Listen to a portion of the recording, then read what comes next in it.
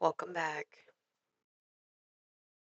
rising from your ashes, taking a second chance at life, loving who you are, and appreciating everything you've been through, the good, bad, and the ugly, because it made it who you are today.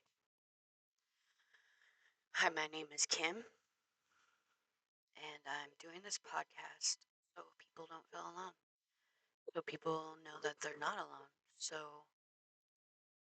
people understand that addiction makes you somebody that you're truly not. Um, And I also just want to say something. On the internet, I see it a lot. Addiction is a choice. What some people think and believe. And if you think and believe that, that's your prerogative, right? Maybe by the time you're done watching my podcast and hearing my story, you'll differ on addiction. And I understand you probably were dealing with somebody that was acting in addiction and hurt you, stole from you. Um, so I also get that side of it too because I was there also. Um, at a very young age, very young, I was failed by so many adults in my life. And today they deny it. Today they would deny that they ever did those things, but it absolutely happened. My story might get a little intense, might get sad, you might get angry. But by the end of this, my goal is to help people in the long run. I'm going to be bringing people on so they can tell their story so maybe others have a better understanding of addiction and what it is. Because I think there are so many ideologies on what addiction truly is. And um, I just want to tell you that my first 420 shotgun, like, want to smoke from a joint, um, was blown into my mouth.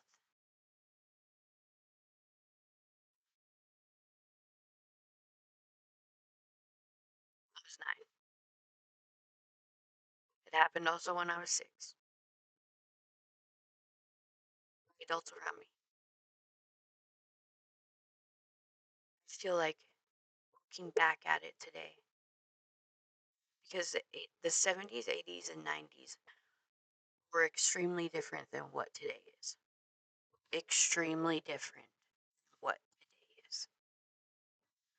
We were outside from the moment we got out of school till the street lights went off. And to be honest with you, when my cousin had moved to Montana, because she lived in Arizona for a while, um, shoot, we were out till 4 o'clock in the morning.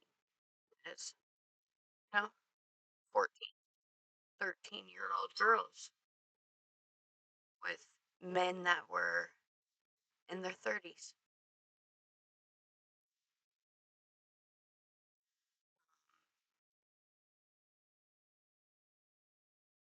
If you knew how many times I was assaulted or pushed to expose my private parts, whether it be my boobs or my vagina,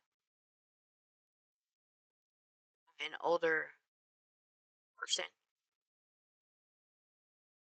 you'd be disgusted. My brother had a friend that I would ask for a ride from school from, and he would say, "Show me your boobs. Let me see your boobs." Also, though, I want to make something clear is that the early 90s to the early 2000s, a 16-year-old and an 18-year-old dating was not unheard of. You actually seen it a lot. a lot. Times have changed, though. The older I get, the more I realize how messed up, disgusting, and deplorable these boys slash men were raised. Some of my brother's friends were so kind, and I never had to second guess if I was going to be safe. Some of them knew I was going to be a safe. Also had family members that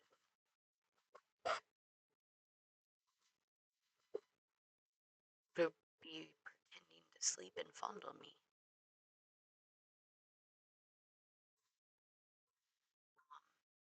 So, after I gave birth to my oldest son, I was sent home with no, I didn't take the pain medication because I didn't know anything about pain pills at the time. I was just freshly 16 years old when I gave birth to my kid. And um, we got home from the hospital. Everything was fine. An episiotomy. I attempted to take a warm bath like they make you do sitz baths in the hospital. I attempted to take a warm bath, and that was not helping. Using the little sprayer when I would urinate was not helping. I was in a lot of pain at that time, and so I was offered an oxy by a family member, and I accepted it. I took it.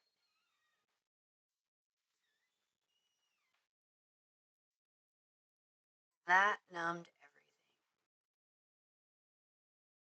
Just like when I freshly had turned 14 and I was given a foil with what was called back in the day crank. We didn't have it wasn't called ice this time. By somebody I looked up to, a family member I looked up to, a family member I spent so much time with, offered me my cousin foil, said, "Hey," and then cleaned the house because she knew exactly what it was going to do to us. And that's the first time I stayed up all night cleaning,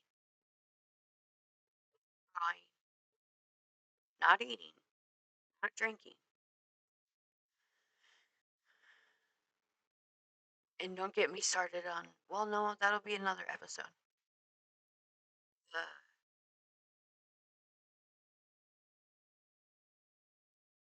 DV I witnessed as a child.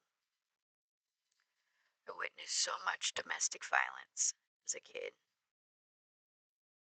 That's why I allow men to get away with the things that I allow men to get away with, is because I was raised around it. I witnessed it. It was normal. That stuff was normal. And mom calling me names was normal. Being smacked around was normal.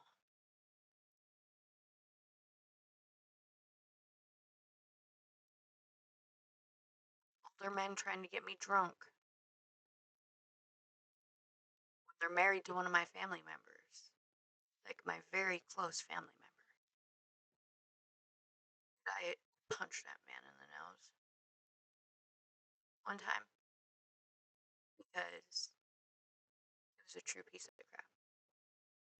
Knew he was cheating, um, lying about what he did on deployments. So I insulted him. Absolutely. He thought it would be a good idea to try to tell me who I could and could not be friends with. And I found that crazy as somebody I caught with love notes. They were married to somebody I loved.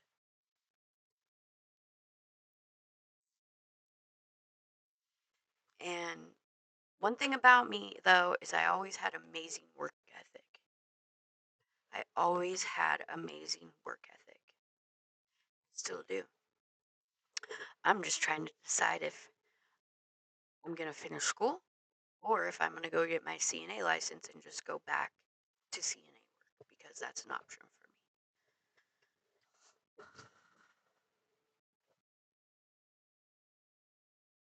I just want people to know that people can change.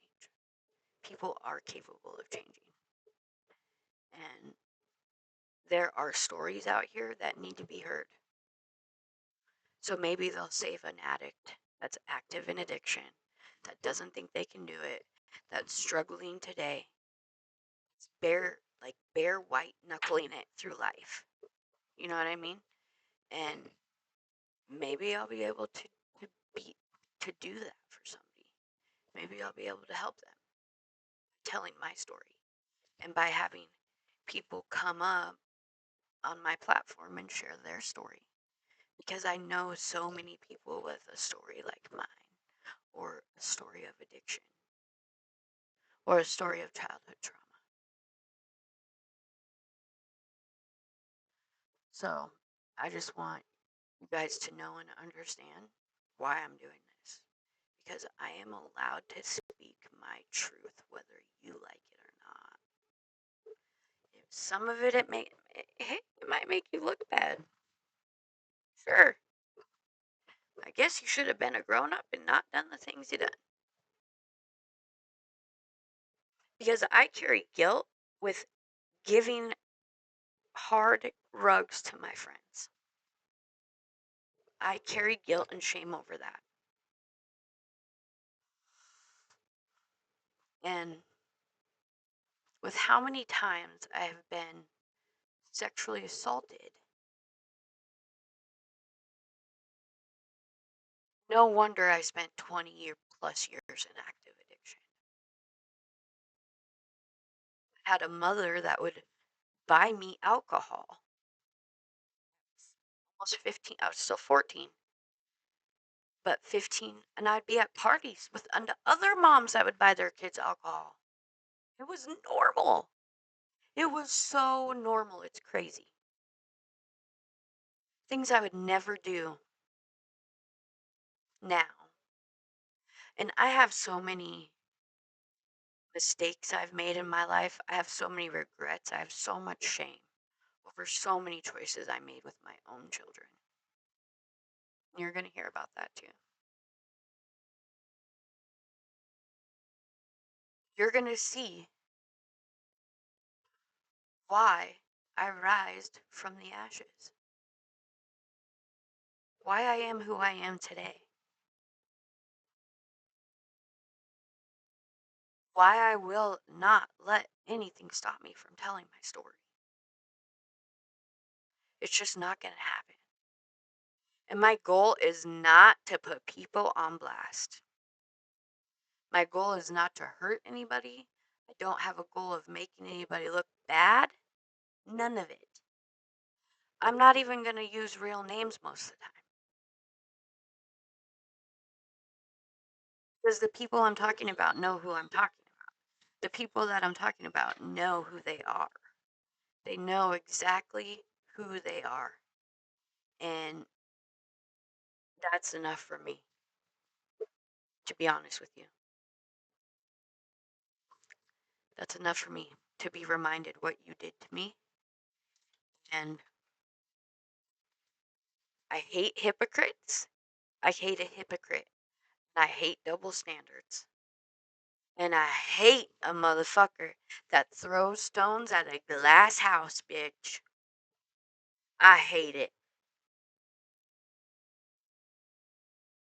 But I hope you guys enjoy this podcast. I hope you guys feel less alone at the end of the day. I hope you find strength to tell your story one day. I already got a few people lined up to be on this podcast. But if you would like to be on the podcast, just let me know. Let me know. We'll figure it out.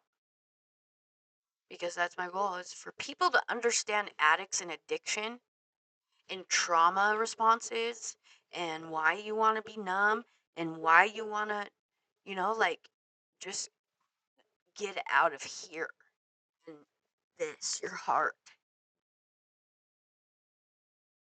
Because if I allowed all the pain and shame and guilt live in me, I would not be sober. I had to learn to let go of the trauma that was out of my control because I was a child. I wasn't supposed to be blackmailed for sex. 6 years old.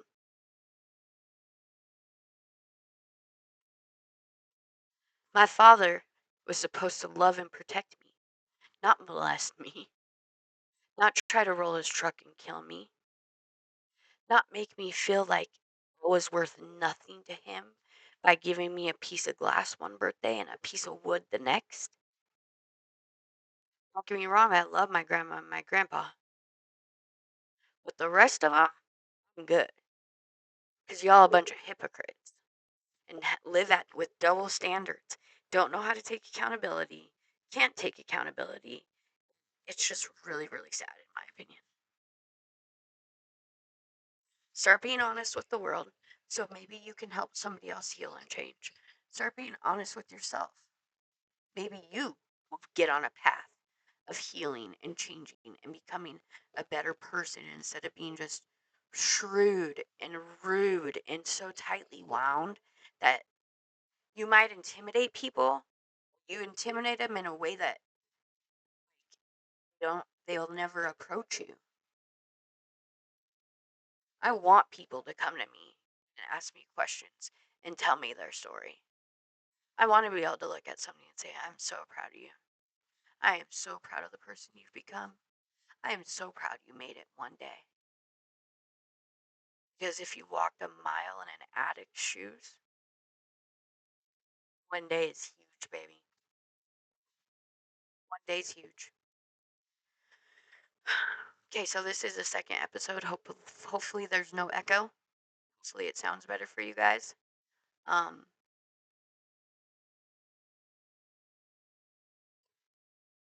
Dang it, I think I should unplug these microphones. Hold on.